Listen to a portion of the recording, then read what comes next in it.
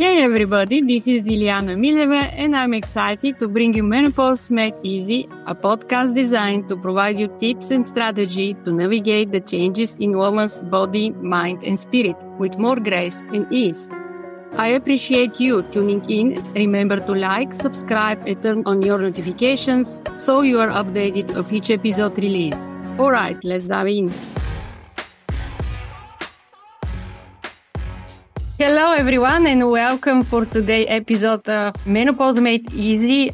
And I have amazing guest today. It's Rita Trotter. We met recently in Paris in a women conference and you connect and I invite you in the show. So she specializes in so many things. She's a nutritionist. She's a personal trainer. She's a behavior change specialist. She's also a hormone change specialist and health for business expert. She also has published 3 different books. And today I would like to invite Rita to talk about belly fat and going through this transition period in woman's life, in menopause and perimenopause, why that's happened, this change in our midline, and what we can do to help to take away this belly. Absolutely. Well, thank you so much for having me here. It's really lovely to be amongst yourself and lots of other women who are probably experiencing the exact same thing that you and I both sort of understand. So thank you for having me and taking the time. Welcome. Let's start with what's happening, why it's coming, show up this belly. Even women make exercise, think that they eat healthy, and still that can happen. What is the reason that we have this belly fat around midline in our midlife? The reason that it happens is actually based on evolution. So we might think that as a species, we've massively evolved in the last sort of few thousand years. And we have, in the sense that we have created so many technologies. We've developed, more convenient ways of living. Us now versus us 2,000-3,000 years ago, drastically different. But there are a few similarities that our bodies haven't quite adapted.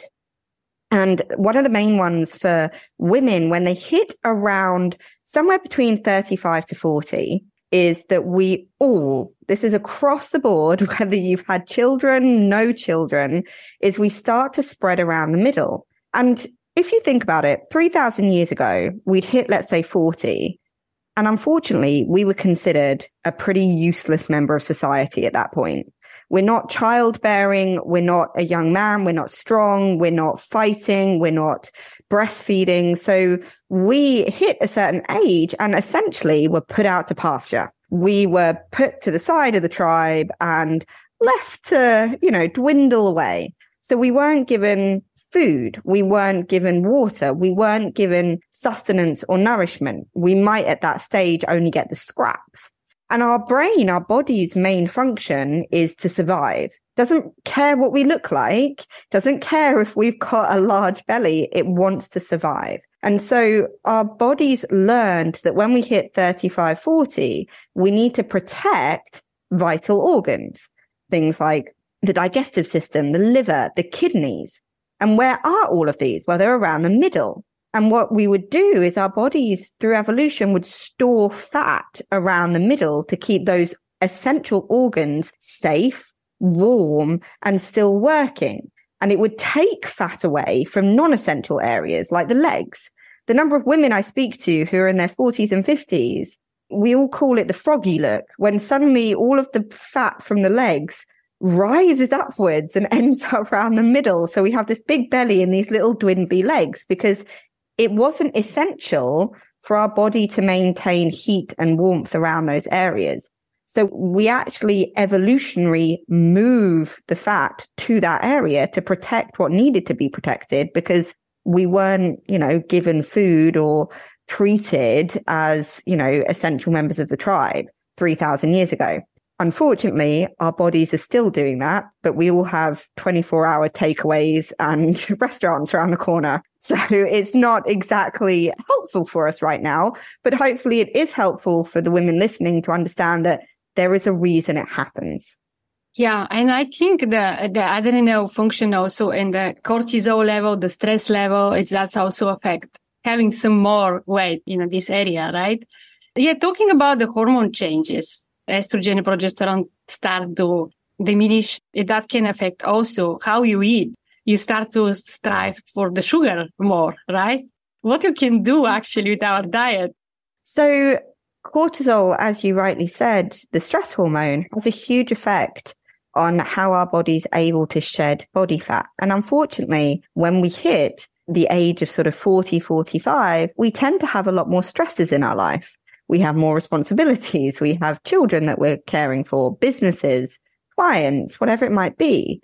So as the stress increases, our body holds onto fat. Again, it's a survival mechanism because, again, a few thousand years ago, what did stress mean? It meant tigers and lions and bears. Oh my, it meant absolute danger. Nowadays, stress means busy day at work. It means argument with the husband. It doesn't mean life or death, but our body still reacts the same. So it stores body fat when cortisol is high. And equally, when we start to hit menopause, we start to become more insulin resistant. Our ability to produce certain hormones in relation to food, so things like ghrelin being the hunger hormone. So it's what our body produces to say, oh, you need some food right now. These hormones start to shoot out left, right, and center and kind of put our bodies out of whack in terms of knowing what it needs at what times. And the main reason the sugar craving comes in is because we're actually not eating in the right way for our developing bodies. So most people start their day with a high carbohydrate breakfast. So most people across the planet, or the Western planet, will start their day with porridge or cereal or toast, jam, honey. And what do all of these foods have in common? They're all high carb, i.e. high sugar foods. And when we do that, we have this massive spike in blood sugar, massive spike in insulin. It shoots all the way up. And then what happens? What goes up must come down. So our blood sugar plummets. And then mid-morning, let's say 10:30, something like that, we're in this sugar crash because we've had a come down from breakfast and we're craving energy. Everyone listening to this knows that sort of mid-morning, mid-afternoon, oh, please just give me a biscuit, that kind of feeling. And so we go and snack on biscuits, cookies, crisps, something that has a high, quick, refined sugar energy boost. Blood sugar spikes and then it drops. And because we start our day like this, we end up in a roller coaster where the blood sugar's going up, down, up, down, up, down. We're energetically depleted because of this.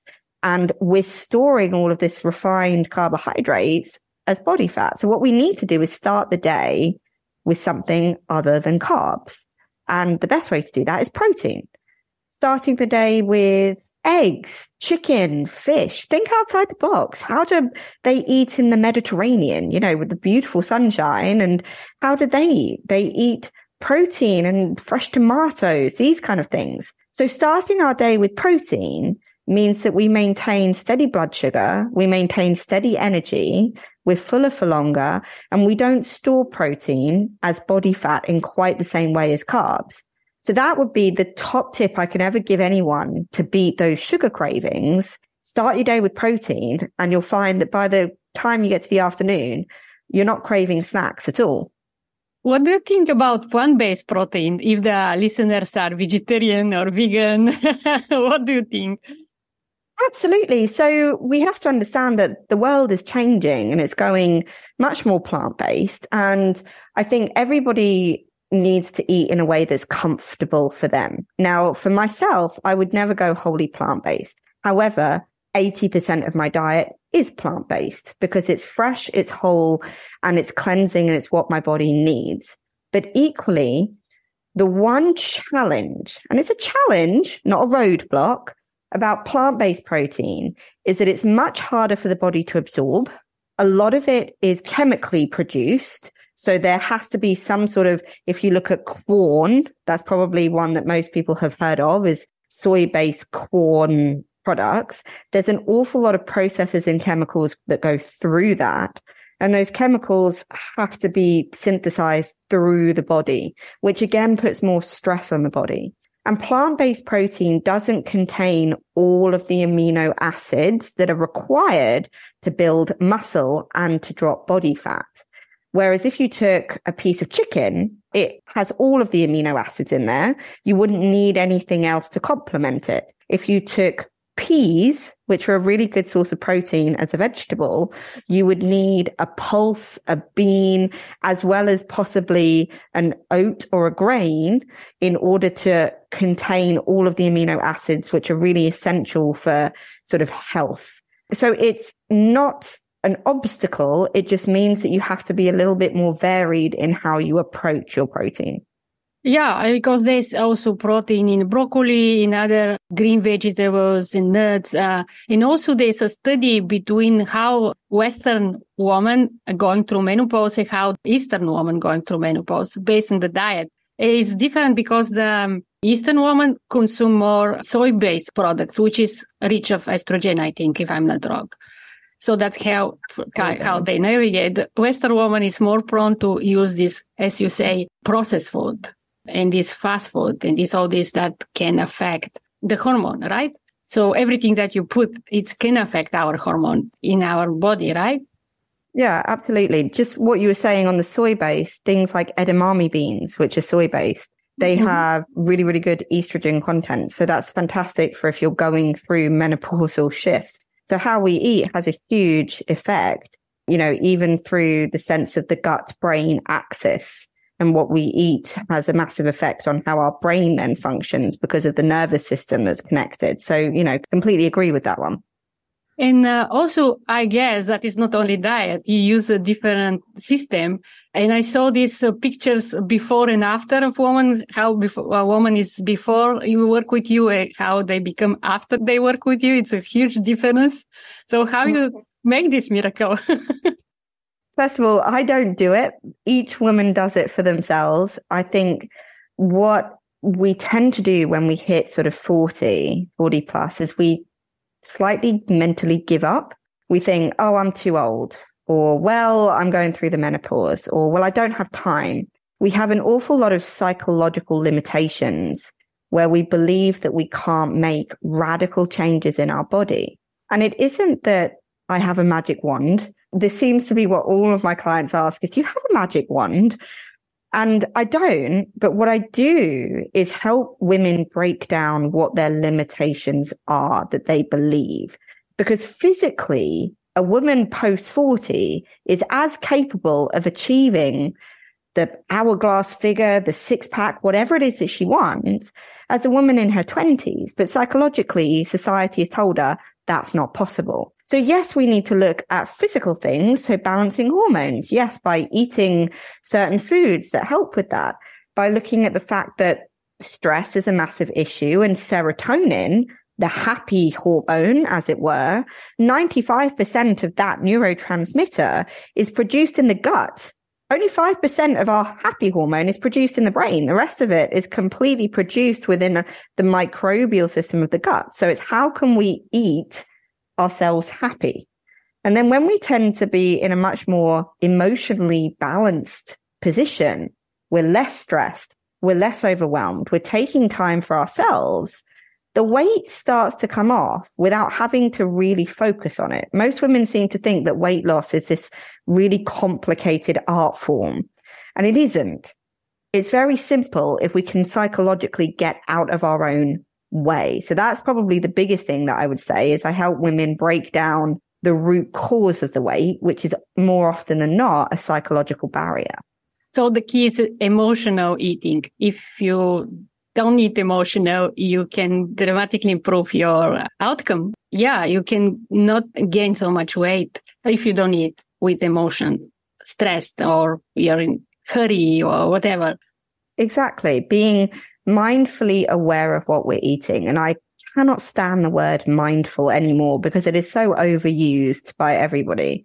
But it's being aware, because the number of women that I speak to post 40, yes, the menopause, yes, the hormones, yes, the metabolism has slowed down. This is a big thing, but it's often because we've damaged it. So what most women do is during their 20s and their 30s, they spend 20 years putting on a bit of weight and then really drastically dieting. So they cut out loads of foods for a short amount of time. They bring their calories down to like 1,000 calories, 800 calories a day, and they lose weight short term. But what happens at this point is our body says, okay, she's not going to feed me that much. She's only going to feed me 800 calories. If I keep burning calories at the rate I used to, she's going to die within a few weeks. I better stop. I need to keep her alive. So the metabolism slows itself down as a survival mechanism. And then we finish the diet, we've lost the weight, maybe we're now 28 and we put a bit more weight on and we go, right, remember when I used to do that diet, I'll do that again. So we cut our calories, but it has slightly less effect because now the metabolism has been damaged. So we have to cut our calories even more to see the same result. And when we do that, our body goes into shock again and says, oh my goodness, she really hates me. She's really not feeding me. I better slow down even more. So we spend 20 years of our life cutting calories, cutting. And every time we do, the metabolism decreases ever so slowly. And then by the time we hit menopause, which has a natural effect in decreasing the metabolism anyway, the metabolism is so low that we can eat 1,000 calories a day and put weight on because it's not having the right effect.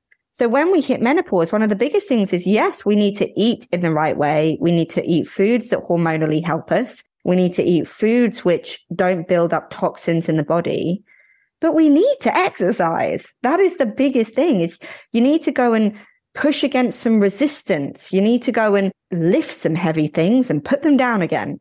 It's about finding movement and exercise that challenges the muscles, because that's the only way to redevelop the metabolism when we hit that certain age. So you have to push ourselves to exercise a little bit because you start to lose these muscles for sure. And then it's maybe related to the slow down metabolism. When you exercise, you actually accelerate the metabolism a little bit. Yeah, absolutely. When you exercise, your metabolism will increase and increase and increase. So if I took two versions of myself now, same weight, same body, everything, and I ate the same, and the one difference was that one version exercised, 4 times a week, and the other did nothing, the one that didn't exercise, her metabolism would decrease, every single week. It would start very, very swiftly. The one that exercised, the metabolism would either stay the same or increase every single week. So that is one of the biggest keys that we have to understand, is you cannot lose weight or the belly without the exercise, but there has to be the hormonal balance as well. If you don't have this there, you have this huge resistance and you just feel tired so much that you know that you have to go to the gym, you know that you have to do some exercise, but you're just not motivated. How you motivate to go to do this exercise? So the first thing I would say is forget have to go to the gym. So you phrase it as have to go to the gym. If I say I have to go to the gym, the last thing I want to do is go to the gym. That's like telling children you have to do your homework. It immediately creates a mental resistance against doing it. So first of all, I would always say to women, how are you phrasing? How are you talking to yourself? What internal questions are you asking? Because the quality of our life is determined by the quality of the questions we ask ourselves. If the question I ask myself is, why do I have to go to the gym? I'm going to get a really poor quality answer. Because you have to, and you're overweight and you've got a big belly, and it's going to be a very negative answer. If I ask myself the question, how can I make exercise fun today? I'm going to get a much better quality answer that's going to help me. So I would always say, look at the phraseology. The thing that I do when I wake up, because I exercise in the morning. That's the only way I can make sure I get it done. I wake up, sometimes it's raining, sometimes it's cold, sometimes it's dark. And the first thing I say to myself is, I get to do this today. Not I have to, but I have the privilege that I get to do it. My body is functioning. I have 2 legs and 2 arms. I'm not in a country where women aren't allowed to go to the gym. I get to do this. And that's a really positive way of looking at it. And the second thing, find exercise that you like. It doesn't have to be weightlifting. I enjoy that, but you might not. It might be that you like Zumba, or maybe you like spin biking. Whatever it is, body combat, body pump. There's all sorts of different ways of moving your body. High energy music, silent with a friend, on your own, in a group. There's so many different ways that there is no single one way that you should exercise. It's far more effective to do something that you love rather than do something that somebody tells you will work, you hate it and never do it. Get up and go in Zumba. Get up and go in salsa. Because if you love it, you never need to find motivation. It just becomes a part of who you are. Exactly. Self-talk. It's so important. You catch up ourselves with self-negative talk so often. So I get to do that, not I have to do that. And the quality of our questions determine the quality of our life, or vice versa. I love that. I really love that. And if they want to remember one thing of our conversation, I can say that it should be that. Pay attention what kind of questions and what kind of talk you have. Be gentle with yourself. You just be gentle with yourself. What you're going to say to them to recap all this. A part of this, the quality of your questions determine the quality of your life. So beautiful. Absolutely. I mean, the one person that always stood out for me, now this is not a middle-aged woman, but hopefully it will still sort of resonate, is you think about someone like, Robin Williams. Everyone on the planet probably knows who Robin Williams was. And to anybody else, he was this highly successful man, financially successful. He had houses. He had kids that loved him, a wife that loved him. He was in Hollywood movies. He was on Broadway. There's probably not a single person that would have said he was not successful, but he ended up committing suicide. Why? Why would someone with so much success in so many areas do that? Because the quality of the questions he was asking himself led to negative quality answers. Why does no one love me? Why am I not good enough? Why can I not do this? Why do I always fail? Why can I never These kind of questions result in such a negative way of thinking that we will never feel successful, regardless of what the external world believes. But equally, I've met women, because I work with homeless shelters in terms of charity to help women get off the streets. And I meet women who have nothing. They have no home, no money, no clothes. They have a sleeping bag, and that's it. By everybody's standard, they're not successful. But they'll ask themselves, how can I make tomorrow better? How can I strike up a conversation with a stranger? How can I do something so that I can get a job next week? They'll ask themselves really productive, positive questions, and they'll get themselves into a position. One woman that I now work with, she was born to a 13-year-old and she lived her entire childhood in a car. She now runs a 7-figure business. And how did that happen? Not because she was born into wealth, but because she asked herself amazing quality questions. So ask yourself, what do I like doing in exercise? What music do I listen to? How can I make this enjoyable? What friend could I spend time with whilst I exercise? Think about all of the beautiful things that you could bring into your life, and then you'll be that woman who massively exceeds her own expectations in terms of her body. You won't end up as the Robin Williams character who never sees success, regardless of, how much, money or time or love he has. How the people can reach out to work with you, Rita? So there's a few different ways. So we run different coaching programs, but probably the best thing to do is either head to our website, which is thehealthandfitnesscoach.com. You can email us, which is Rita, RITA at thehealthandfitnesscoach.co.uk, or you can find us on quite a lot of social media. So it's Rita Trotter. We're on Facebook or LinkedIn, or we are the Health and Fitness Coach on Instagram as well. But probably the best place to start, go to the website, healthandfitnesscoach.com, and just have a little look around and see if, we have some stuff in common. We just want to have a chat. And if so, book in for a quick 15-minute call. We can see where you're at and see if there's anything that we can do to help.